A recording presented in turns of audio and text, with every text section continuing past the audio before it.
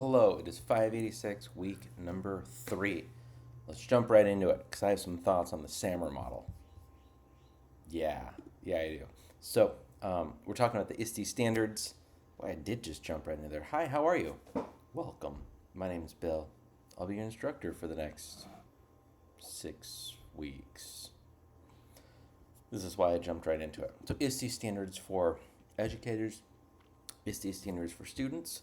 Also, when I went from being classroom teacher full time to tech director full time, I actually found, and I'm not just saying this because of the course and week 3 and what you are required to do, I actually found the ISTE standards for administrators to be incredibly helpful for trying to kind of get my bearings of like, how do I lead in the space of educational technology as a school administrator, and actually found that the ISTE standards for administrators, particularly around modeling good technology use, were really useful.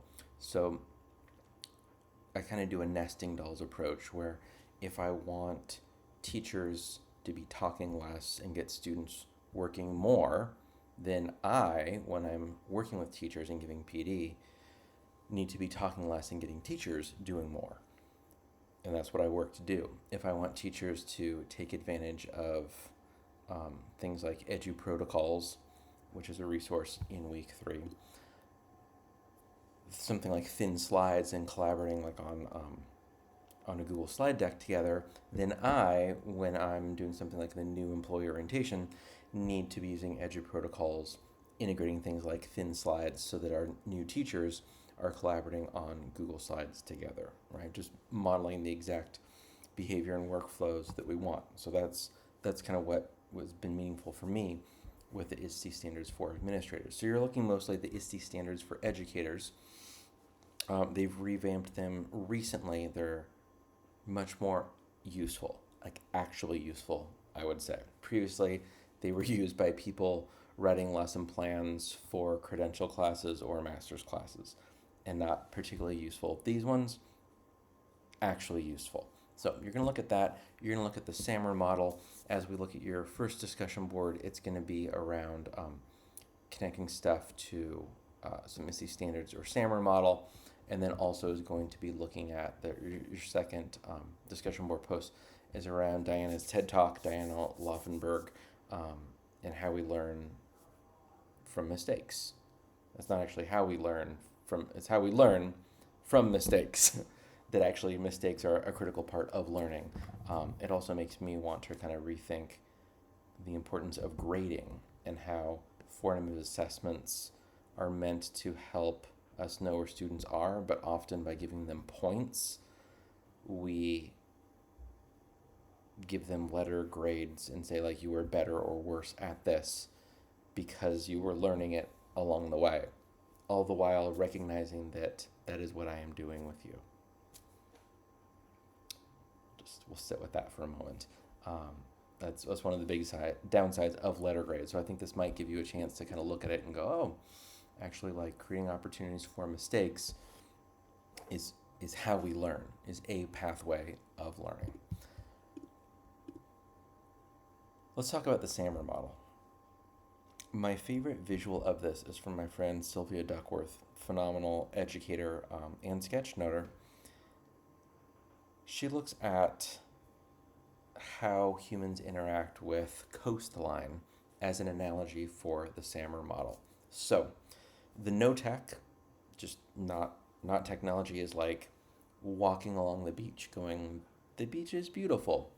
The make sure I get this right. SAMR model, Sylvia Duckworth. There it is. Come on now. Not let me click on it. Of course, Chrome just is completely frozen up. Um, anyway, I've got it. I've got it locked in. The S substitution is like, let me like kayak or canoe, right? Like if we're looking at maybe Google Doc or like writing as an example, no tech is pencil and paper writing. Substitution might be instead of pencil and paper, we're now typing it. Augmentation might be like, the beach theme is like, let's go snorkeling, right? Like, things are starting to shift a little bit here. Your day at the beach, if you're snorkeling, is very different than just looking at the beach going, how pretty is the ocean?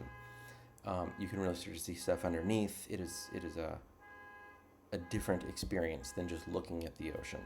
If we're riding, are you hearing that car horn? Really, with someone's alarm? We're gonna keep talking. We, by being mean. You're gonna either talk at me or just listen passively.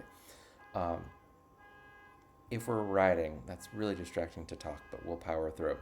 Um, it might go from like pencil and paper is no tech. Augmentation is like Google Docs. Kids are using spell check and sharing with the teacher, and then teacher can give feedback like commenting, right? That's kind of cool. Maybe using Google Classroom to submit. That would be augmentation. The M, modification, might be like the beach analogy. We're not just looking at the beach going, there's beach. Not on a kayak, not snorkeling. Modification is like we're scuba diving. We're like 30 feet down, like this is kind of a different world, a different experience, right? The Google Docs version or the writing version would be like, let's hop into Google Docs. Let's actually use Google Classroom to like have the teacher push a template. Students use that template, edit it, insert some images, use spell check, and actually like comment with, share it via Google Classroom. Teacher goes in, annotates that, and gives feedback as comments. Students have conversations, threaded discussion, kind of like in amongst the comments. Teacher comments, student replies, teacher comments, student edits, teacher resolves the comment, right? Like this is a kind of thing that doesn't quite work as pencil and paper. Maybe to really like jump into modification, you'd need like a peer, right? The person next to you might actually give comments as you're writing. And then the R is a redefinition. And so in Sylvia's kind of day at the beach sketch note that's like a legit like submarine. Like this is not a day at the beach. Like you are deep underwater seeing things that like are fundamentally different than what was possible by just looking at the ocean. The Google Docs writing is actually a lesson I did when I was teaching second grade. Worked with Scott Bedley, who's in Irvine. If you happen to be near our campus in Irvine, you should spend a day and shadow him. One of the legit best teachers I have ever met, because he's always trying new things, always trying to center the student experience. We were talking about kind of this idea of like Google Docs allows us to connect and collaborate. Why are we using it just to like type? It's more than just a word processor. And so we did this two different ways.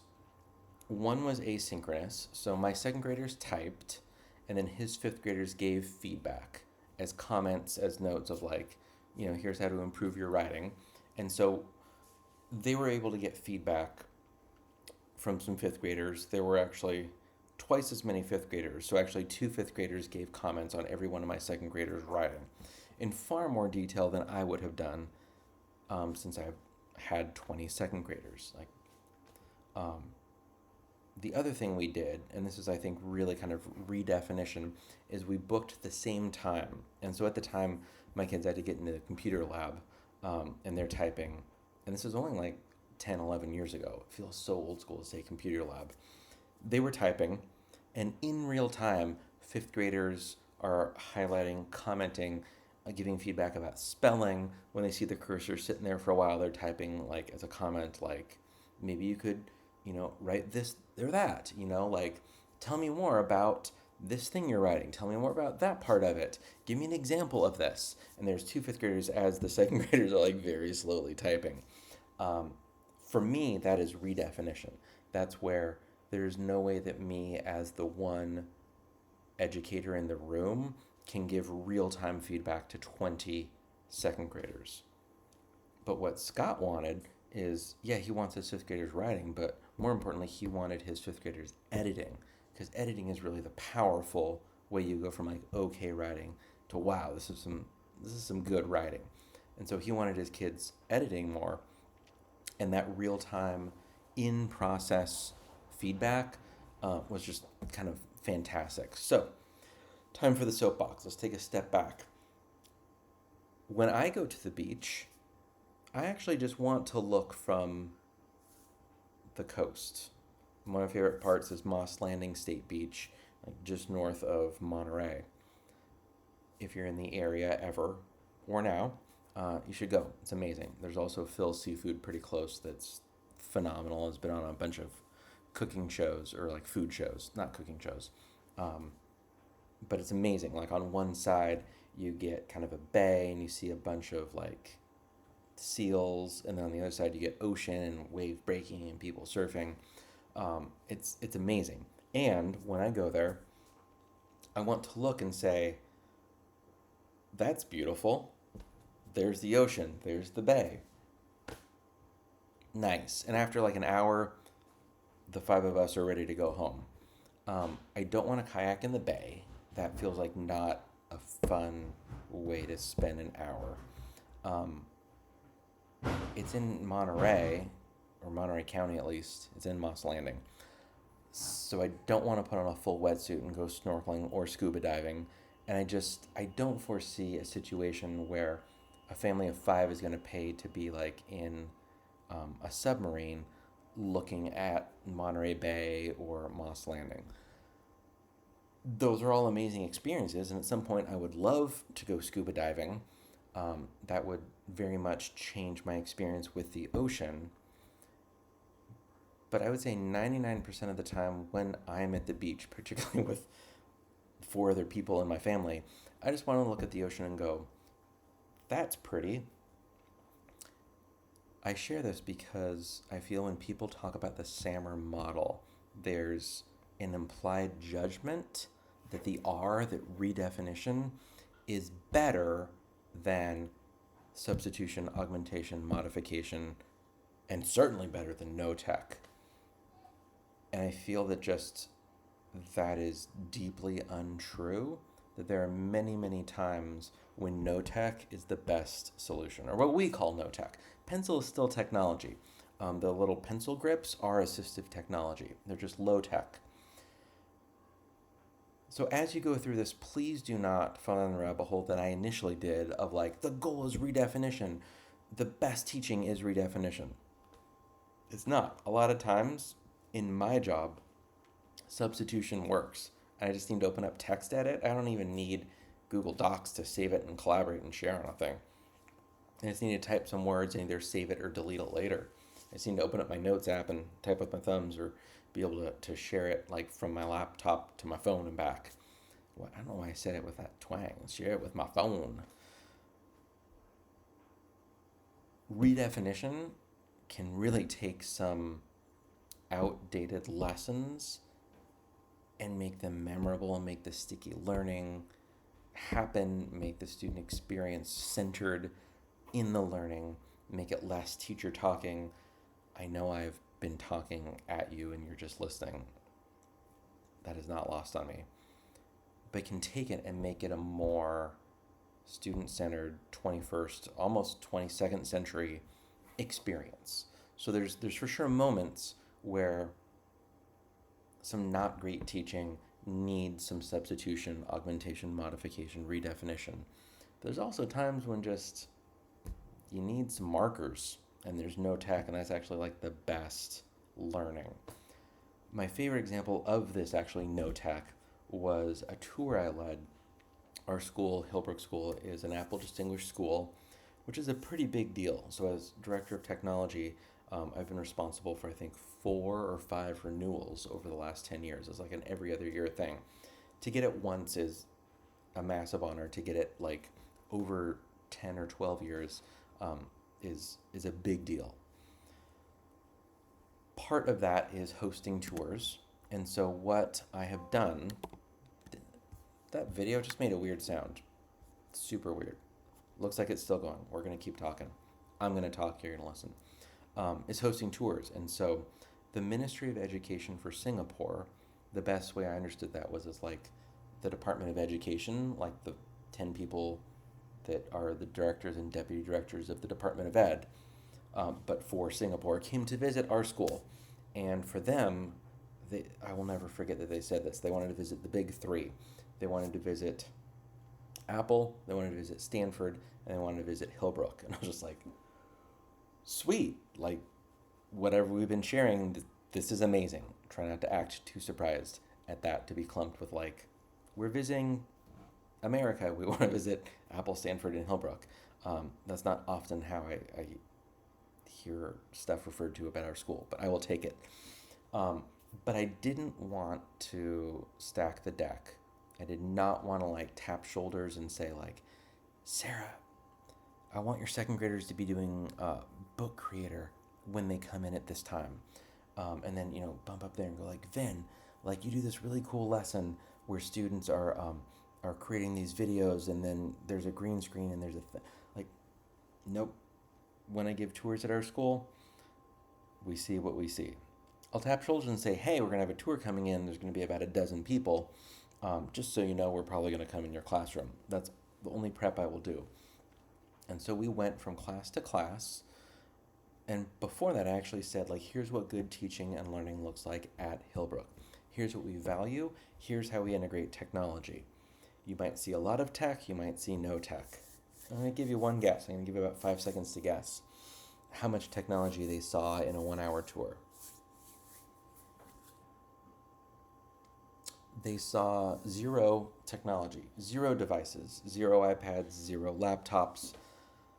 We came back into kind of the meeting room and debriefed, and I was just like really curious how this is going to play out. And they said that was amazing. Like, students were engaged, teachers were engaged. They were using markers and Sharpies and like building models with cardboard and glue guns and all the things. It was great learning. And so I had shown a couple examples about how we use iPads at Hillbrook, which is our main device.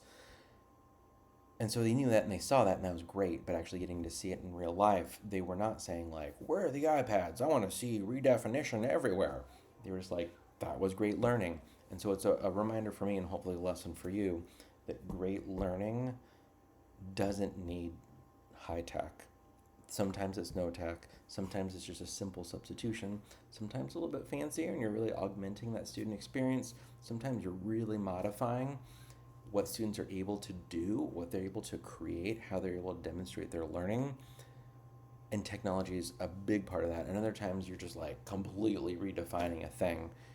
Like an example of that might be when my last year in the classroom teaching second grade, we made a music video. And so I'm not going to go too deep into this, but we hit all kinds of music standards, writing standards, math standards. It was about cardinal directions, never eat soggy waffles, north, east, south, and west. Social studies standards. That like really like redefined what that lesson on cardinal directions looked like. What literacy was. Like, I could talk for an hour just about that one project. I'm going to wrap it up right now. But that would be like an example of redefinition.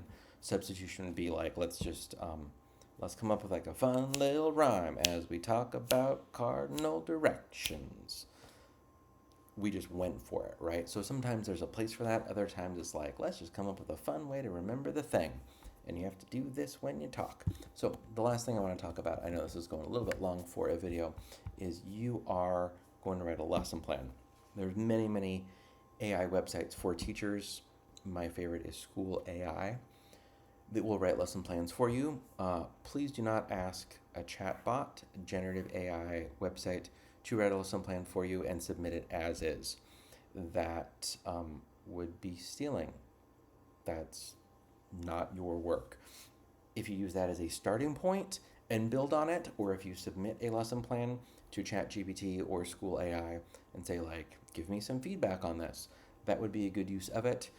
Going to School AI that actually has lesson plan generators, giving it some content, getting a draft from it, building on that draft, that would be a good use of it.